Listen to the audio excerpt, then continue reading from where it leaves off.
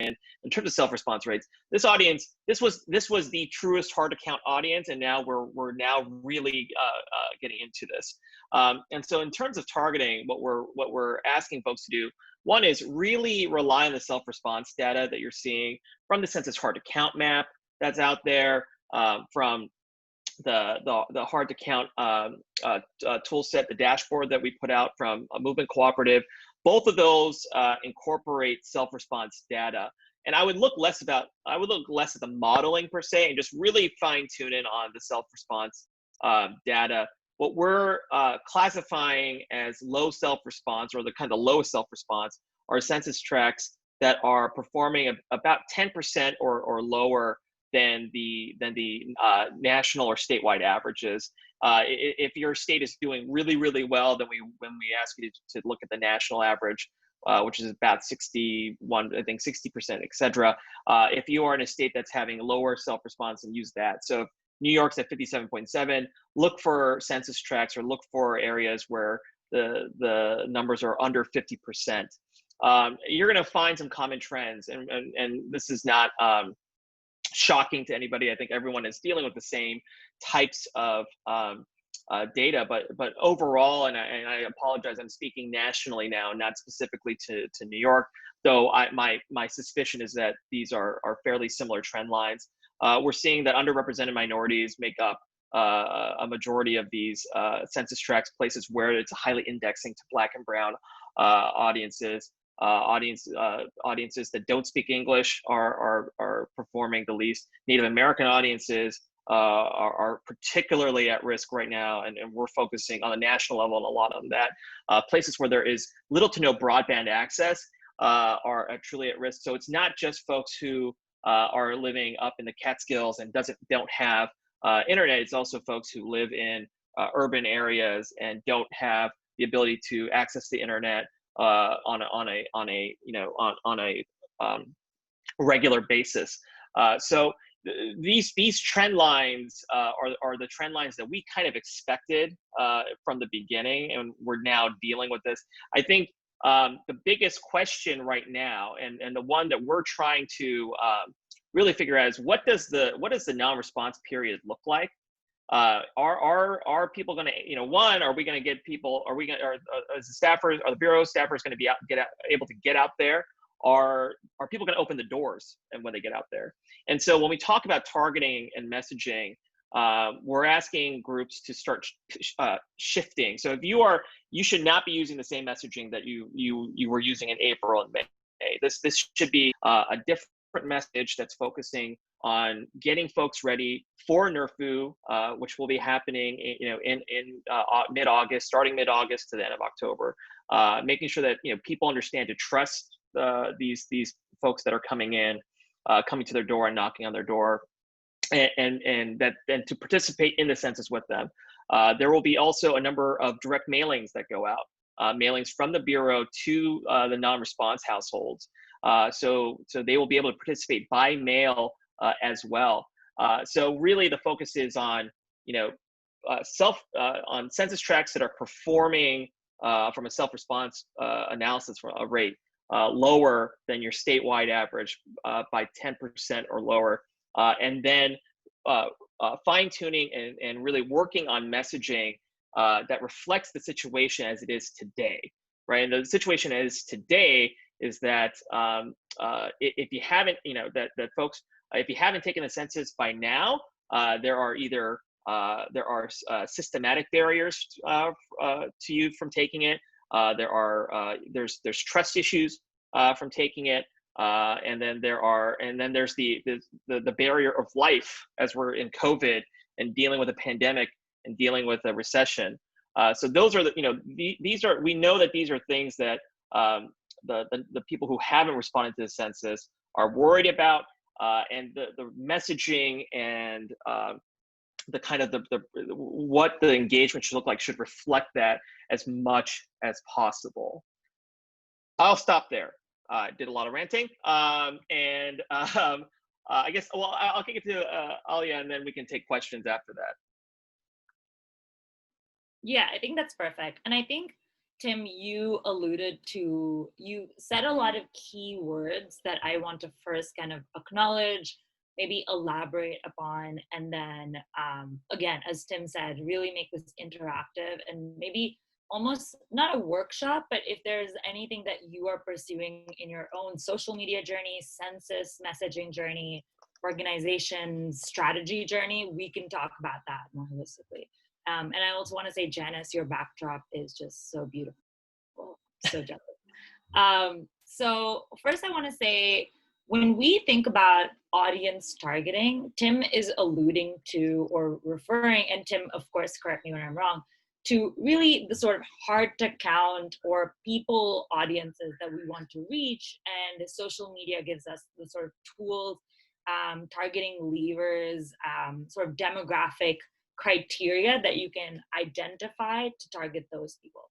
And I think one of the things that I bring, and one of the things we talk a lot about internally at Abney, is who is the social media audience per se, outside of this IRL audience, right? And so when we think about social media, we think about Facebook, Twitter, Instagram. And then if your organization is very savvy and is like looking to kind of expand that reach, there is also a very growing sort of LinkedIn audience if you're trying to engage like a professional small business owner, entrepreneurial community, or sort of directors who are trying to, if you're trying to inspire a sort of organizational strategic uh, top-down approach, I would go on LinkedIn. There's also TikTok if we are identifying audiences to go sort of young up, bottom up. And so if we're looking at a younger, more Gen Z audience to talk to their parents or talk to their peers, TikTok is a really good creative platform to leverage. And then there is obviously Snapchat. Snapchat has kind of diminished recently, but I think Snapchat is a really good audience to go to if you're targeting now a newer voting age community. So think about Snapchat when it first came out about almost 10 years ago or 5 years ago, at least. Those kids were in their teens and now have become a voting age community. A lot of them have gone to Instagram for their sort of story functionality. But all of this sort of information on who the social media audience is or who the average user is not only on websites like Pew Research Center, but we have kind of put them all together on abneycensus2020.org/resources. We have a digital engagement toolkit, which is your essential primer on what tools to use when. And so the reason I start off with this is I think about the sort of social media audience in terms of the sort of experience a user is having online. And so when we talk about messaging in our organizations, we're thinking money, power, respect, congressional representation of the census, $1.3 trillion to go to critical resources. But if I were to broadcast that information or to share that information on social media, I'm not taking into account for the sort of user experience of these platforms, right? The sort of, I wake up in the morning and go to Twitter to get some headlines before making a cup of coffee, or the sort of like wasting time at 3 p.m. scrolling on Instagram and seeing a picture of a snack, picture of a protest, picture of someone's vacation a few years ago, and picture of a mosque, right? So thinking deeply about the sort of social media audience and social media user experience when thinking about messaging is critical so that your information is seamlessly integrating into the feel of the platform, right? I want the census to be as engaging and be sort of scroll stopping when someone is mindlessly just scrolling on Facebook. And so think about, if you are on Facebook, like I am, trying to catch up with my high school friends, and someone is saying, I got engaged over the 4th of July weekend, the census should kind of come similarly engaging and acknowledging that maybe an engagement stirs up different feelings in you than a census message. But, how can we make it as human and as personal and as scroll stopping? So one way we really do that is with influencers.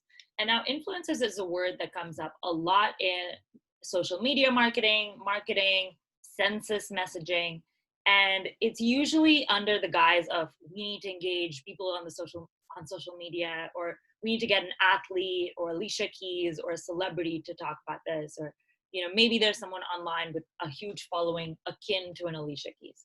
And I think if you take anything away from what I'm speaking specifically about is that an influencer is not one thing. An influencer is just someone with influence in their community. For example, if you were having a party a few years ago before social distancing, or maybe in high school, if, think about high school, you were trying to have a party, who would you tell to ensure that this party was at what everyone was talking about in the school, right? An influencer is just someone who's not only trusted, but has information that they share authentically and they share with influence. And so it doesn't have to be someone with 30,000 followers, especially when we talk about hard to reach communities, because we're talking to communities who have their own sort of social circle of influence, social circle of trust. And so, I think about this as like a web, or sort of like wheel and spoke design, right? There's someone in the middle who can reach out to as many spokes as we want to reach. So this could be a faith leader, right? Sometimes we really like hearing we believe what our faith leader says. And, this is contentious, so take that, to be true in certain communities. Sometimes it's our bodega owner, right? If you're thinking of a certain community or a certain community member going to their bodega every morning, getting coffee, going to their essential work, right? As an essential worker, they're still going to the bodega at 5 a.m., 6 a.m., picking up their coffee and a bacon, egg, and cheese. And they're small business owners, is someone being like, oh, I heard we have to wear masks every day now, but they're so itchy. How can they be equipped with the talking points that are authentic to them, that benefit their business, to talk about the census, right? So maybe the bodega owner is that influencer. Now, when we go on social media, maybe that's someone who already has a sort of behavior of sharing a quote a day on social media. So we've been working with someone in Long Island called Erica Hill, who runs Vision Street Research. And Erica Hill goes on Instagram every day, and has different messages per day. So on Wednesday, it's #Workout Wednesday. So we talked to her and we're like, how can we talk about the census on Workout Wednesday, right? So maybe she can do 10 crunches, 10 minutes, census, 10 years, right? That is some sort of authentic messaging, not only for her, who is used to talking about her personal life, her workouts, and something that's civically responsible, but also on a platform that is used to tuning in every Wednesday. Similarly, maybe there's someone else on, another example I would give is on TikTok and Instagram, there's a woman called Tabitha Brown. And Tabitha Brown is now an influencer because she's just extremely pleasant, very soothing, very just enthusiastic woman who shares vegan cooking tips. And also she wants to be an actor. So sometimes she does she talks about favorite movies she has watched, but also has a sort of demeanor on Instagram and TikTok where she comes very close to the microphone and says, hey girl, you got this. Today is going to be your day, right? So how can you find people who people really just like, really just pleasant voices, and not necessarily civic minded or census voices, but people who are already garnering a community, nurturing a community on a certain day at a certain time, to then slip in authentically census messaging. So when we talk about influencers, we're not only talking about trusted messengers, but I urge you to think about influencers and the sort of micro influence community as well. So the micro influence community is someone who's using social media, who is a trusted messenger, but maybe doesn't have tens of thousands of followers, but they have 500 or 1,000 followers who are really just comment on everything that the person does, and just shares it and trusts what they're saying. And I think sometimes in the 500 range, there's a more finite community of followers. So for example, I go to a certain account because I know the fitness tips are legitimate, or I know that the cooking tips are always great, or this is a friend of mine. So I'm more likely to listen to this person because I know that I get something of quality from them, rather than Alicia Keys, who I love Alicia Keys, but sometimes of a magnitude of that size, you're you are trying to reach such a wide audience, your message gets a bit diluted. So how can you reach a micro influence community as well? So now when we think about influencers, what's the next step, right? People from this call can very easily now go, get off this conference, make a list of Instagram accounts, but how do you start?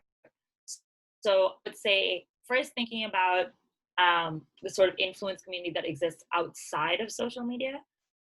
And that's something, of course, requires a sort of creative brainstorming of who runs newsletters in the community, who runs a faith organization or bodega or something like that, or coffee shop. But also on social media, you can start diving in deeper beyond your existing network by going to the hashtags. So if you're on Twitter, I would go on hashtag New York, hashtag community, hashtag politics, thinking about who you're trying to reach, hashtag work day, workout Wednesday.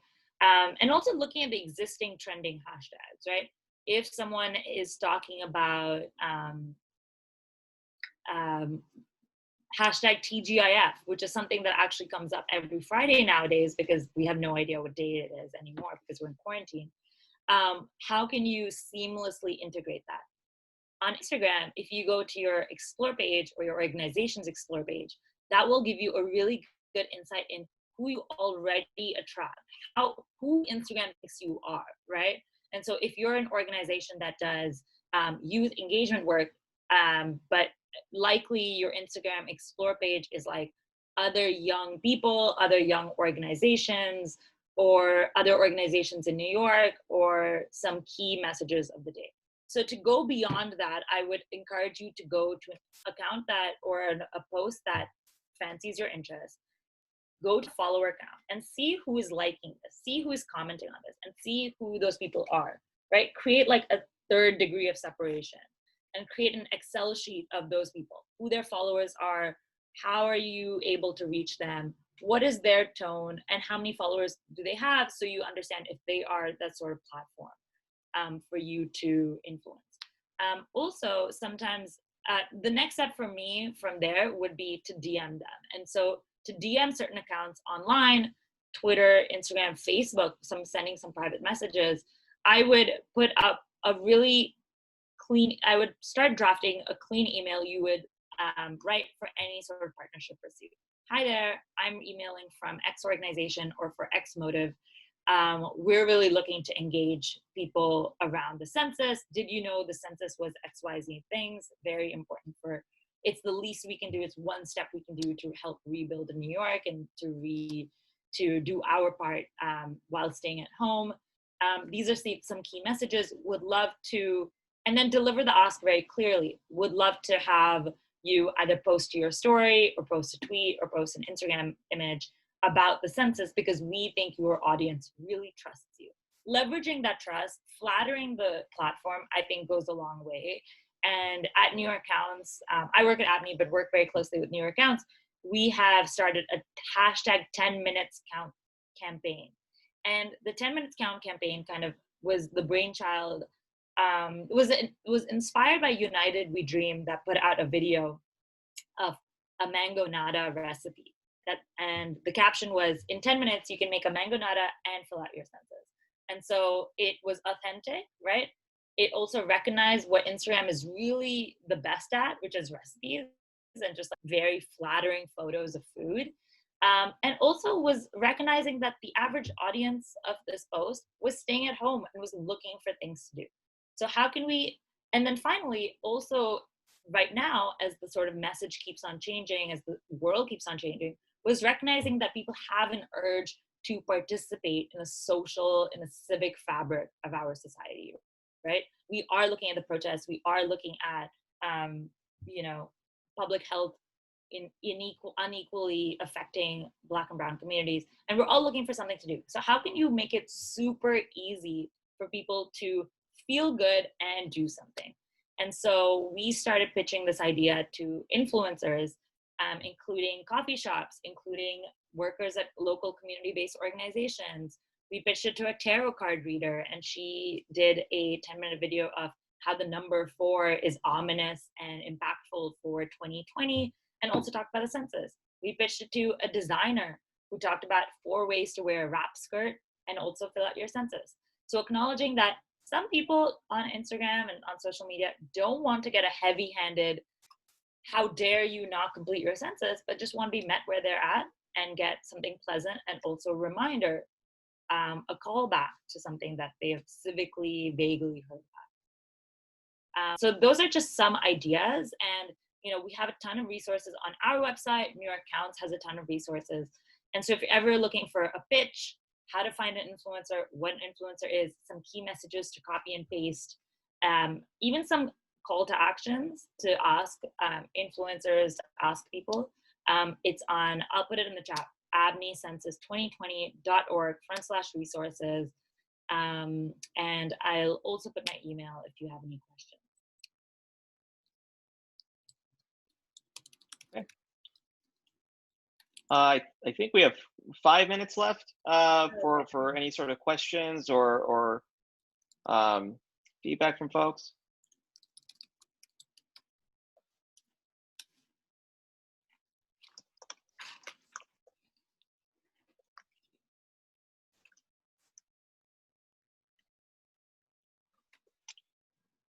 Okay.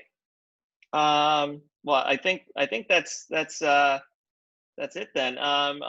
From my standpoint, if, any resources that you're looking for in terms of digital targeting, handouts or workshops, I would go to the censuscounts.org site.